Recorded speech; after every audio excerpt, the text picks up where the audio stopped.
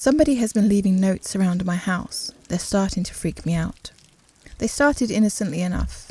"Don't forget your keys," read the first message, scrawled on a sticky note in loopy letters. It had been left on my fridge door.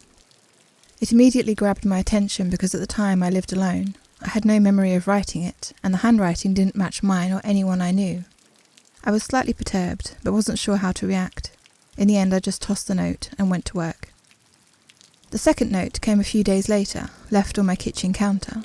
The sticky note was pink this time, but still had the same distinctive loopy handwriting. "Make sure to pack a lunch today." Again, I was unsettled. Now, any normal person might have reported this to the police, but during that time I was going through a major depressive spell.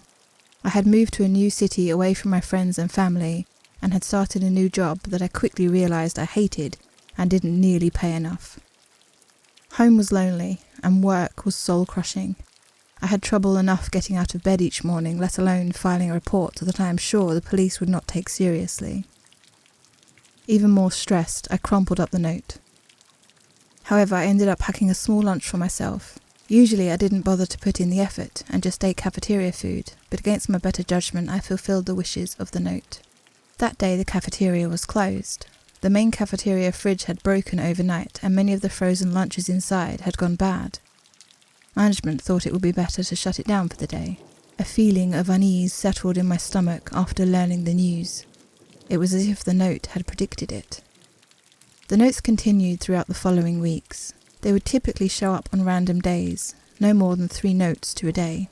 They were all left in obvious places in my apartment, all on sticky notes and in that unfamiliar loopy handwriting. They began to grow more prophetic. "Take I-80 today. There will be a bad accident on your way home. Janet is going to offer you some cookies at the office. Politely decline. They will give you food poisoning. Marie has been on a diet. Compliment her on her weight loss. She'll end up thinking well of you." Of course, I tested the notes to see if they were accurate. Every time I ignored their advice, whatever it warned against came true.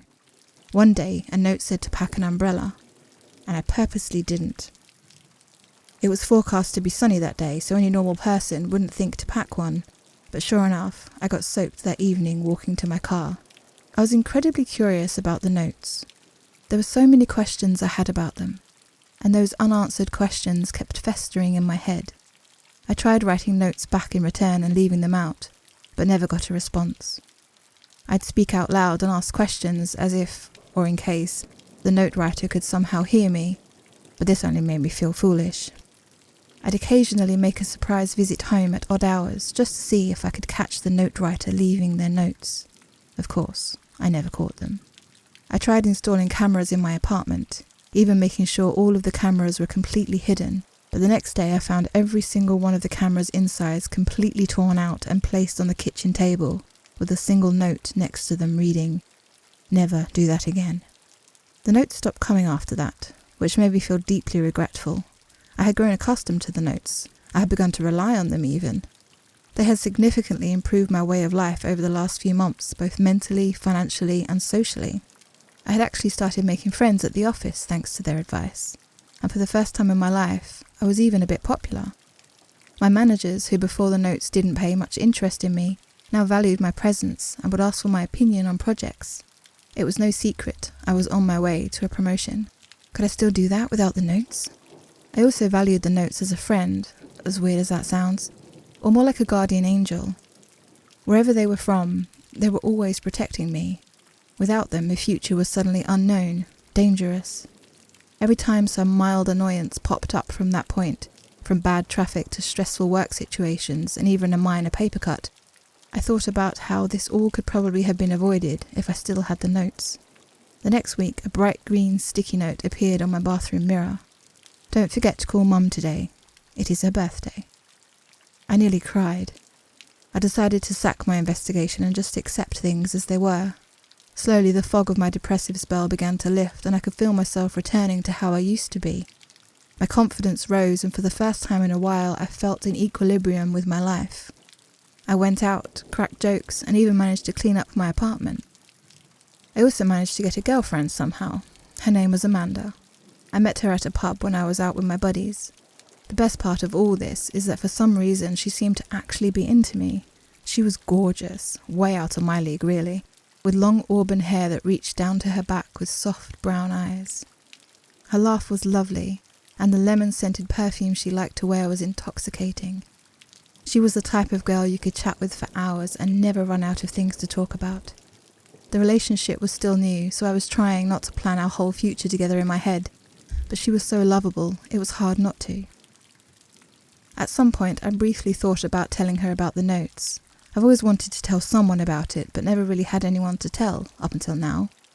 I decided not to, however, afraid she might think I was crazy. There was no point so early in the relationship making her think I was a loon. Plus, I was afraid the notes might stop again. If whoever was leaving them clearly didn't want me looking into them, how would they react if I shared what was happening with somebody? So at the moment, I kept it to myself. Amanda had a hobby of cooking and had invited me to her house on Saturday for, in her words, the best fucking spaghetti you'll ever eat. I was pumped, since this was the first time I would actually visit her house.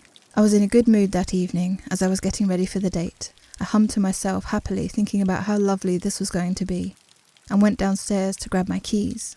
On the kitchen counter was a new hot pink sticky note. I picked it up instinctively. Kill your girlfriend. My brain stopped for a moment. I read it once, twice, a third time, the words flashing in my brain but hitting an error every time. I set the note down and gulped, feeling nauseous. Anxiously, I went to my car and started driving. I tried not to think about the note, but the words kept circling in my mind.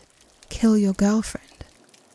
The notes have never failed me before, and they were always in my best interest as far as I knew, which was admittedly not much. Maybe they were wrong this time. Maybe it wasn't meant to be taken literally. Kill could be a synonym for breakup, right? My mind kept trying to make up poor excuses the whole way there. By the time I arrived, I was a sweaty mess and not a lick calmer. I pulled down my sun visor to check my face, and a bright green sticky note fluttered out. I went cold. The notes had never appeared outside my house before. Hands shaking, I picked up the note and read it. Kill Amanda. Take the gun from your glove box and shoot her. I looked at my glove box wide-eyed. I did indeed keep a handgun in my glove box for safety purposes. I wanted to puke, to believe this wasn't happening. Again, I ignored the note and walked up to Amanda's house, trying to shake the message from my mind. She answered the door almost immediately after I rang the doorbell. Hey, what's up? She said, with a bright smile. But when she saw my face, the smile dropped. You okay, Gary? What's wrong? She said in concern. Nothing, I lied, trying to force a smile. Well, actually, I think I have a bit of a stomachache. Come in, she said, ushering me in. The inside of her house was cute and homely, and she fretted over me worriedly as she led me over to her kitchen table. She then took my hand and rubbed it comfortingly. If you're not feeling up to spaghetti, we can always have it another time. Don't worry about it. Do you want any antacids or something?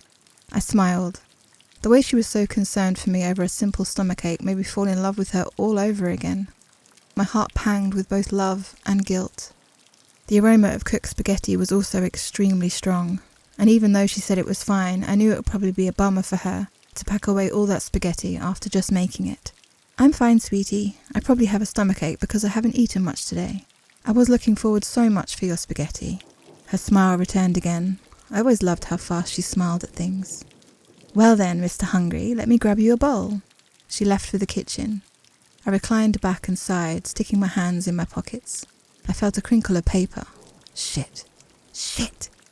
I pulled the paper out of my right pocket. Take your chair and bash her head in. I had a hard time controlling my breathing as I stuffed the note back in my right pocket. I also felt paper in my left pocket, and against my mind screaming for me not to, I pulled it out, realising that it was actually 2 notes crinkled together. Shakily, I unwrinkled the first note. Do not eat the spaghetti. Drugged. What's that, Gary? Asked Amanda behind me.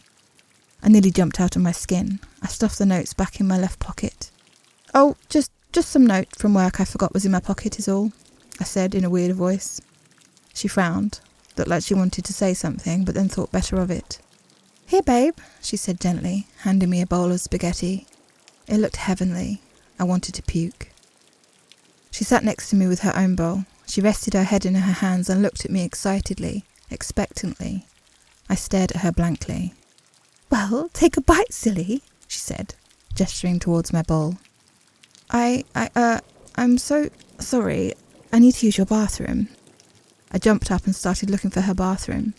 She jumped up after me, looking confused. Gary, what's wrong? You've been acting weird. When I found the right door, I went in and locked the door behind me. She kept knocking and knocking. Gary, seriously, what's wrong with you? Is the stomachache that bad? Talk to me, Gary, please. I backed up against the bathroom wall, then sank down to the floor. I pulled out the 2 notes from my left pocket again, this time reading the second note. My heart sank. She is not Amanda.